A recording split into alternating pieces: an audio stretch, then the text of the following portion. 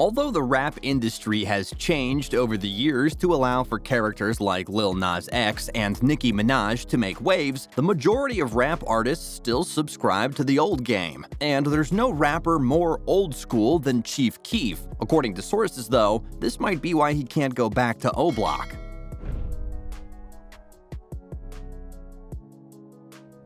You should interact with us. Subscribe and hit the notification button to be notified when we upload more content. Don't forget to leave a like and comment below. Also, feel free to suggest any type of videos you would like to see on this channel. Thanks. His extensive criminal record. As a young member of the criminal organization, Chief Keef was asked to carry out a few unlawful tasks in an attempt to earn his stripes. And unfortunately for him, this meant that his rap sheet was about to grow larger than any set list he has ever delivered on. His first arrest came on January 27, 2011, when he was just under 16 years of age. Having been asked to help with the manufacturing and delivery of the drug heroin, Keef was taken in by the Chicago Police Department and charged with a Class X felony. After refusing to give up the kingpin of the operation and pleading guilty to the charge as a minor, Chief Keef ends up serving time in home confinement. Not bad considering the amount of drugs that he was caught in possession of on that day.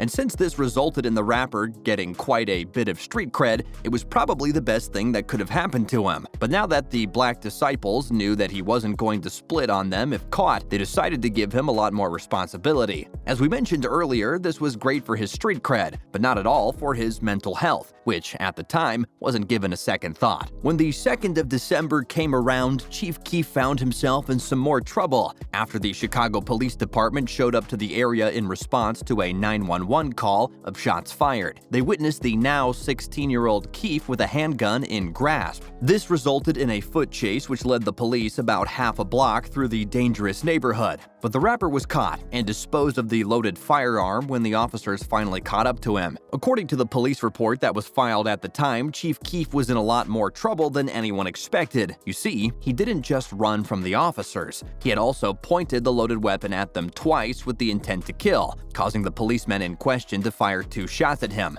missing in the confusion of the situation. This resulted in Keef being charged with a total of 4 felonies, 3 counts of aggravated assault with a firearm on a police officer, and 1 count of aggravated assault and unlawful use of a weapon. The young man was also charged with resisting arrest, carrying the status of a single misdemeanor. But once more, the courts refused to try the rapper as an adult, causing him to be sentenced to home confinement once more, despite the dangerous game he had been playing with the officers on that day. Things then went relatively quiet, with many believing that Chief Keef had turned over a new leaf and started to focus on his music above the senseless violence of the past. But on the 5th of September 2012, he was brought in for questioning regarding the murder of another rapper by the name of Lil Jojo. For those of you who don't know, Lil Jojo was the rival of Keef's friend and fellow rapper Lil Reese. And since Lil Jojo had been gunned down, Keef's previous convictions had caught up with him, causing the police to ask whether he had something to do with the murder of the young man. It also didn't help that Chief Keef took to Twitter just after the murder, making fun of what had just been reported. In his own words, the artist went on to tweet, "It's sad cause Jojo wanted to be just like us. #LMAO. Whether he was involved in this crime or not, police couldn't find a solid connection. As such, no charges were filed against him, allowing Keef to walk free. But when January of 2013 came around, Chief Keef found himself in quite a bit of trouble once more, having moved to the North Shore suburb of Northbrook without properly informing the authorities of this. The artist found himself in court. Luckily for him, though, his lawyer was able to argue that this information was freely available on the internet, and since he was spending a lot of time recording in the area, the move made sense. But this wasn't the end of things. On the 19th of February of the same year, Chief Keef found that he had violated his probation once more by attending a gun range in New York. Worse than that, he goes on to give an interview to Pitchfork Media whilst holding a rifle, with the video serving as clear evidence of his digression. Suffice to say, Chief Keef was sentenced to 60 days in the Illinois Youth Center, a juvenile detention center in St. Charles. When April of 2013 came around, Chief was then called to court for the 3rd time that year. This was different though. You see, after his ex-girlfriend Jasmine Woodford informed him that she was pregnant, he refused to acknowledge the resulting child as his. Like his father, he ran away and purged the entire relationship from his mind. That That is, until the judge ordered him to pay $2,600 a month in child support to Woodford, who was just 18 at the time. Just a month later, Keef was arrested once more,